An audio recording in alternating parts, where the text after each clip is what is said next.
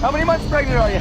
Hey, I'm Joel Stein. I'm here with Damon Lindelof, who was one of 2010's most influential people of the year. You were half of an influential person. I'm just 0.5. And you shared it for creating Lost. Yeah, yes. I think that was the year that Lost ended.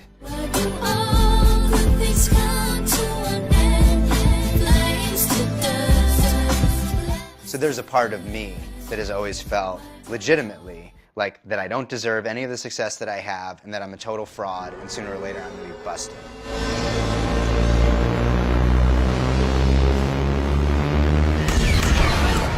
This is part of why we're here. We're to find out if you are a fraud. Good. Or if you've had success since then. And you've done incredibly well because you're one of the hardest working writers I know. The amount of stuff you write is amazing. It's that's very kind of you to say. I didn't say good. Yeah. Oh yeah. This is a sick man. I can see that. That's why he's not coming on my shift. Okay, so now let's get into all the things you've done since then. I co-wrote Prometheus. That was my first post-Lost gig. It takes place before Alien, and it is directed by Ridley Scott. Right. And it leads not directly into Alien, but it, you know, hopefully enough of the math is there.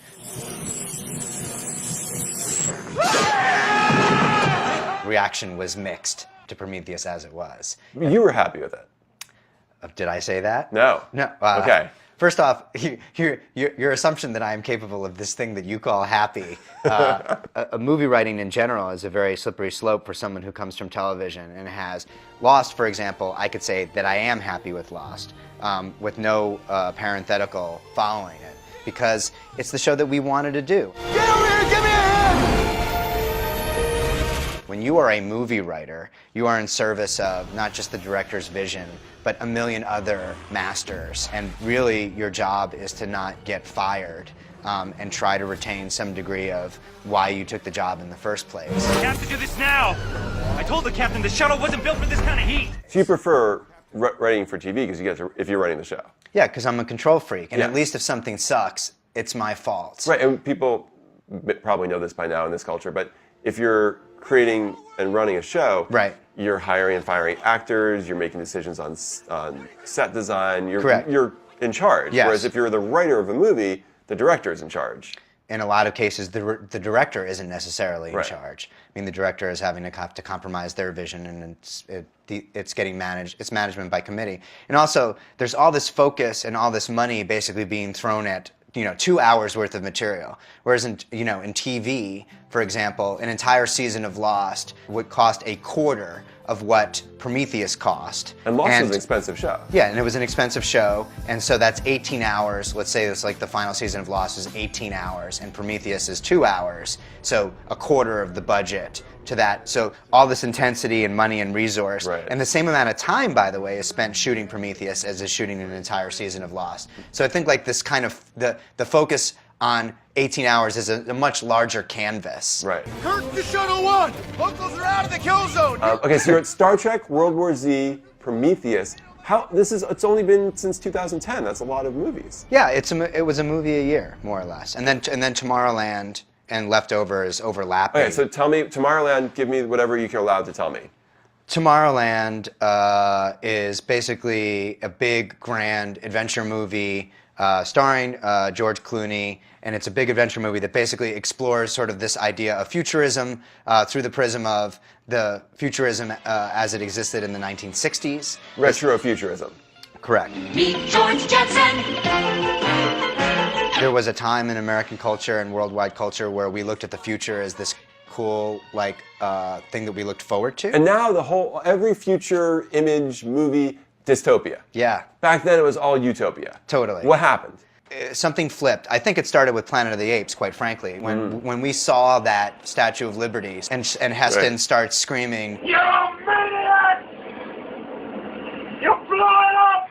when people saw Planet of the Apes, they were like, that's right, that feels more like it. The Jetsons, we're never going to achieve that. This is more like it. So, from that, and Blade Runner, yes, this is definitely it. Urban sprawl,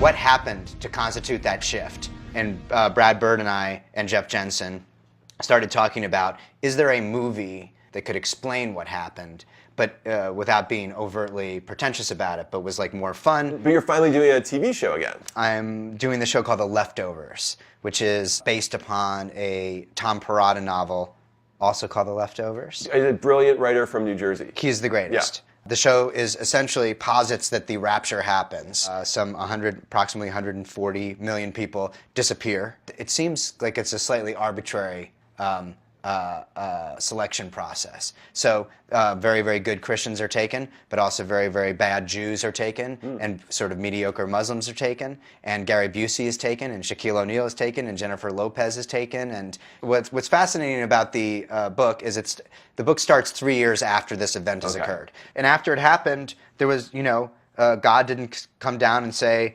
guys, the tribulation is upon you, and this is what you've got. There was no explanation whatsoever. And any sense of whether or not it's going to happen again is sort of dissipated over these 3 years. Right. So now people are sort of like, I guess we have to go to work tomorrow? Like, I guess I have to go grocery shopping? And people do normalize things very quickly. But then there are also people who are like, we can't go back to the way things were. And there's a rise of a lot of prophets. This is a parable about 9/11? Indirectly, I guess. Or Y2K? Definitely, it's the Y2K parable that we've all been waiting for. Anything else that you've been doing that people should know about that is influential? I would argue that any of it is influential. No, it is. Those are movies millions of people saw. It's pop culture stuff, and I have to say, bouncing between spaceships and zombies and aliens and rapturing, it's pretty awesome. This is the life that I always dreamed that I could have. Where's the damage? Major hull damage, Captain.